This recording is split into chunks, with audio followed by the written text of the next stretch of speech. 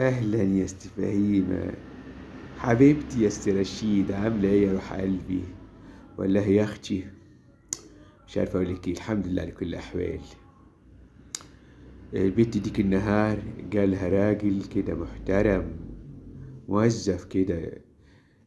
قال لك يا أختي عندي قانون جديد واتجوز. قالت له لا، ما اتجوزش. اتجوزش إلا في قانون قديم. طب ليه يا اختي كده؟ لا، يتجوز بقى ويكلفته بقى، الحياة بقت يعني صعبة. قلت لها يا اختي ما رضيتش. مش عارفة اعمل ايه يا ست فهيمة. ولا لها يا رشيدة ربنا يهدي البنات، متأنزحين ومتقلتين على ايه؟ كانت همنيلة عليهم على خيبتهم. ده احنا شفنا المرار وخليناهم بني ادمين، وبعدين دلوقتي بيتنتتوا عشان احنا دلعناهم يا اختي. ايوه يا اختي، ايوه يا ست رشيدة يا اختي، ربنا يهديهم لا ياخدهم يروحوا في 60 داهية. قاعدين مرمين زي